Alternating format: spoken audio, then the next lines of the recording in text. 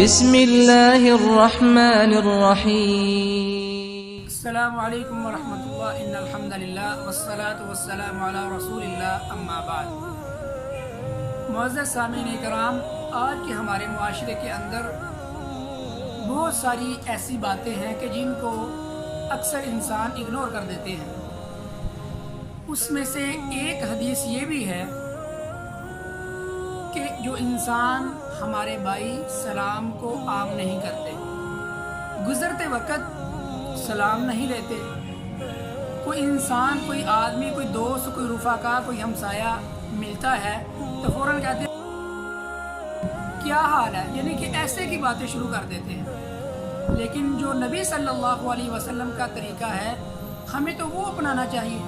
عبداللہ بن عمر رضی اللہ عنہما بیان کرتے ہیں کہ نبی کریم صلی اللہ علیہ وسلم نے فرمایا کہ کلام کرنے سے پہلے، یعنی کسی انسان کو آپ ملتے ہیں تو ملنے وقت یعنی بات شروع کرنے سے پہلے آپ اس سے سلام لیجئے، سلام کرنے سے پہلے اس سے بات نہ کیجیے۔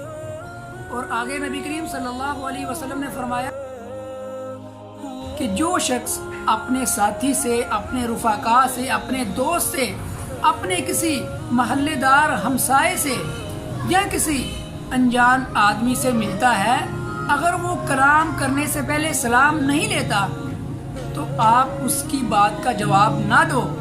کیوں؟ اس میں بہت ساری حکمتیں ہیں، پھر اس کو پتہ چلے گا کہ نبی صلی اللہ علیہ وسلم کا طریقہ کیا ہے۔ اگر ہم سلام کو عام کریں گے تو اس میں ہمارے لیے برکت ہے اور اللہ رب العزت کا بڑا فضل ہے۔ ہم گھر میں آتے وقت اگر سلام لیں گے تو ہمارے گھروں میں برکت ہوگی۔ اس لیے تو ہم کہتے ہیں کہ ہمارے گھر میں برکت نہیں ہے، رزق نہیں ہے۔ اگر آپ اپنے گھر کے اندر داخل ہوں گے، السلام علیکم ورحمۃ اللہ وبرکاتہ کہیں گے، یقیناً اللہ رب العزت ہم پہ اپنا فضل بھی کرے گا اور اپنی بے بہا برکات